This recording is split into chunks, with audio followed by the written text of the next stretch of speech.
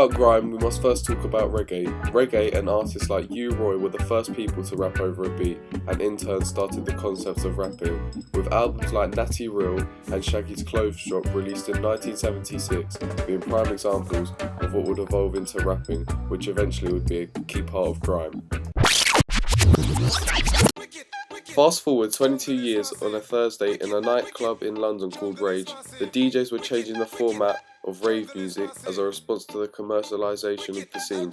DJs Fabio and Groove Rider and many more began to take the rave sound to a new level, and was all over pirate radios, with MCs rapping on the jungle beats. The speed of the music increased from 120 BPM to 150 BPM, influenced by reggae, dub reggae, bass lines and hip hop. This was the predecessor of drum and bass, creating drum breaks called the aim and breaks, which is a 4-bar drum loop. Artists like Shy FX and Goldie being key artists in the movement. However, jungle became dark and distorted, with subgenres like darkcore. Jungle was not listened to as much by listeners. The UK needed a change.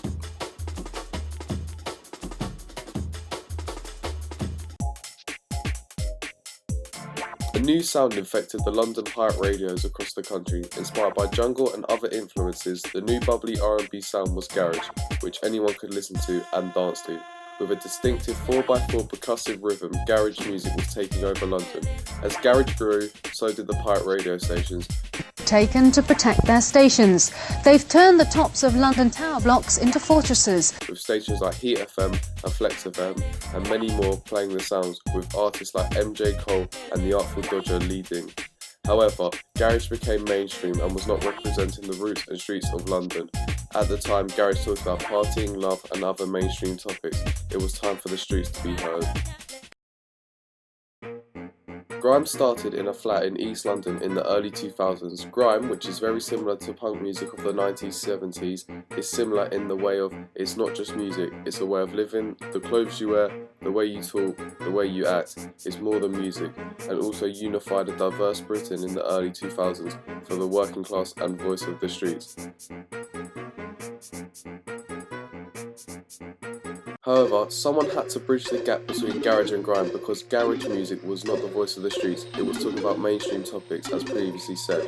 Grime needed to represent the harsh reality of the streets at the time in London. The man for the job was Wiley.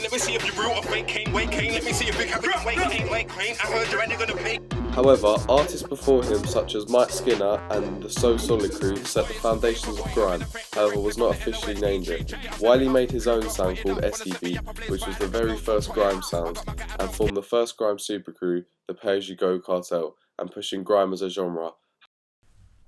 It took a couple years, but I met Dizzy. Okay. So Dizzy was, I'd done music anyway, but Dizzy was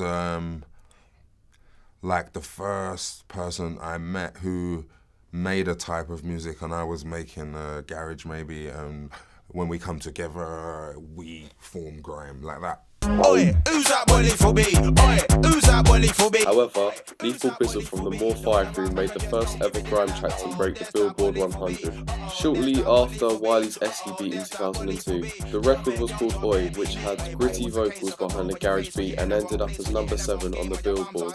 This both happened in the same year, as a retaliation to the urban music prior sounding too polished and representing topics not about the streets, and not about the true voices of the streets, which grime was representing with aggression and raw music they were producing. The following year, Dizzy Rascal released the landmark album Boy in the Corner. This is the time where grime would be taken more seriously. Big up everyone that let this go platinum. It went platinum last year, but I just got the plaque today on my birthday. So big up for that. Big up everyone this album touched, yeah? New album coming though, yeah? Alright. Pirate Radio took interest in the new sound and started hosting MCs to rap on their stations. Stations like Heat FM and Flex FM both started playing grime, and MCs started to get small fame, which was enough for them at the time, because grime was more about the music and the joy of it. Shortly after, the pirate radios were playing grime. BBC One Extra played on air in 2002, which was dedicated to grime and urban acts. Shortly after that, the birth of Channel U was created and was aired to showcase unsigned artists to get their names out and try to get a record deal. Any old grime head can name the cult classic Street Grime and Life, which was all new unsigned MCs spitting their hardest bars to try and gain recognition from record labels and try to get a deal. In the next couple of years, Wiley would drop his album Treading on Thin Ice, with tracks like What You Call It as a middle finger to the media, showing that grime is a real genre and not a gimmick, to show how grime is a genre to be reckoned with.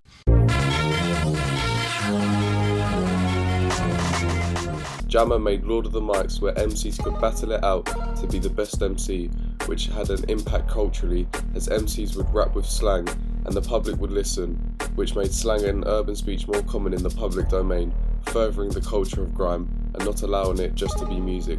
Famous clashes like Skepta and Devilman will go down in grime history forever. Boom, the streets of England. Hear what I'm trying to say to you, yeah? No one t-shirt business. It's called Naras down there. See all down there? Blitzkrieg. Mixing records, yeah? DVD, shot. However, a new movement in the following years of grime would occur, including acts like BBK, Nasty Crew, which would both have iconic MCs Skepta and JME, and many others.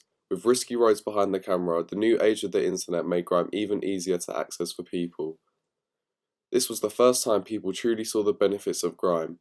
DWE, who went on to make major movements by gaining much publicity and mainstream attention in the grime scene, going under the New Generals, was pushing the movement very far.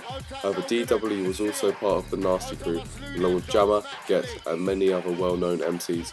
The Nasty Crew disbanded due to too many members, but was also regarded as the golden generation of grime. Ooh, dirty. Oi.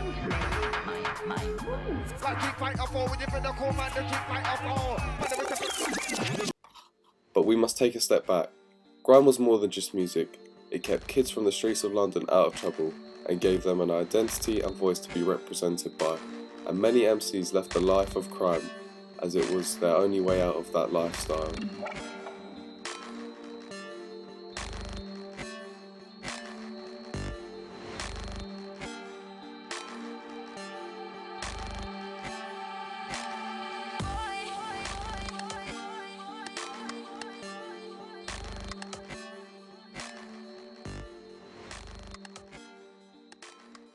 What's happened? He says, Raheem.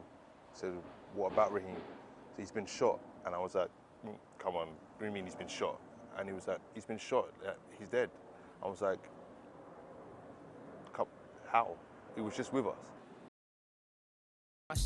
Prior to the new age of the internet, many MCs were listened to by what the media and radio played in them, and many MCs were restricted. Apart from exceptions like Chipmunk, with friendly lyrics and a youthful personality, he was one of the few MCs to really break the mainstream. However, this was all about to change. SBTV, from the years 2006 onwards, Jamal Edwards created Smoky Bars, which was a street freestyle bar-for-bar rap. This was a key part of Jamal's success. He got raw footage of grime freestyles and released them to the wider audience, meaning the dawn of the internet age meant grime MCs like Chipmunk, Wiley, Lethal B were not exclusive to the limelight. And to be great, you just had to spit the hardest. More and more videos began to surface online, albeit shot raw, still had legendary grime bars. This was supposed to be great. Wrong. Many of the artists were living in exposed environments and their lives were full of crime and pain. This made the grime MCs and the police very different and grew a negative relationship between the two. The videos online and the bars being spat were very raw and explicit, making the police see the grime MCs as a threat. For over 10 years, promoters had to fill out the 696, which required promoters to show details about the events, including the music being played, the ethnicity of the artist, and the type of audience it would attract, which sparked many arguments about racism of the police to a genre loved by the British people. I want to ask Constable, mate, ask your kids about me, mate. Ask him if he knows my bars. Because they know my bars, your kids know my bars. So if your kids can like my bars, why can't I perform? However, it was a turn of a decade. Many artists began to change the genre of music they created because there was not enough money in grime or for personal revelations. However, the UK urban scene was creating massive records and became bigger than ever before. Many regarded it as grime, however, should be seen as UK hip-hop, because as the urban scene got bigger, the roots of grime and raw authenticity and street culture was being vanished from the urban scene. This was not intentional of the artist and was only understandable that the fans would carry on calling it grime. The scene was neutered. The MCs grew older and the kids who were wearing hoodies to school were now wearing suits to work. The same kids who were seeking family made their own. Grime has always been alive, as many big artists now still push the movement, with artists like Dave, Skepta and most famously Stormzy all winning the Mercury prizes, and Stormzy even playing main event at Glastonbury. However, many of the artists have made it, so it's hard to distinguish if it's still grime, as MCs who had nothing have now made it into something, making it hard to still call it the scene grimy. The name is still relevant to the sounds, however the personality not. There's still sets, there's still clashes, there's still raves. The dynamic was never lost, however the personality and roots was.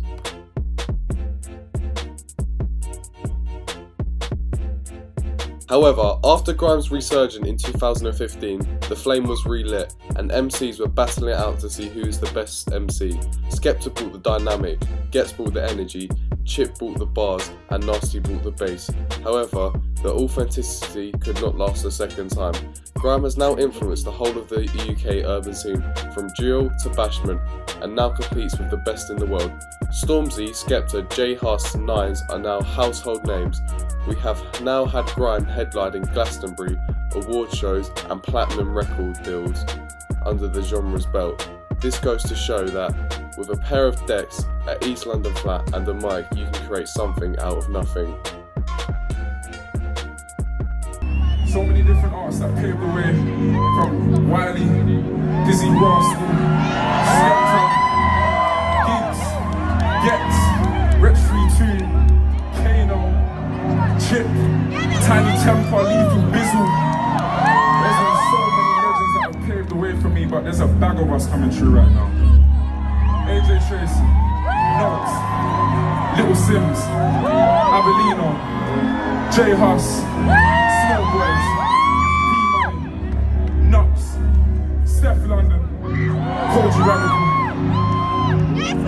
Izzy Gibbs, Potter Paper, Miss Banks, A2T67, Lil Corner, Daps on the map, SL Rams, Belly Squad, K-Trap, Krypton Corner, Lady Isha, Holster, Young Bane, Boxy Malone, J1, Unknown T, Lowski, Young T and Boxy, JK, Hardy Caprio, Gecko, Tion Wayne, Nadia Rose,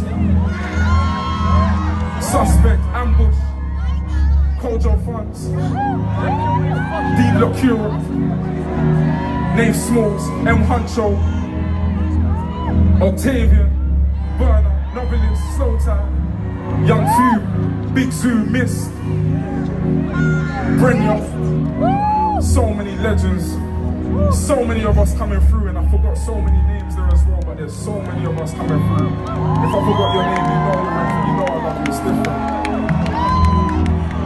And rest in peace, my brother Cadet as well.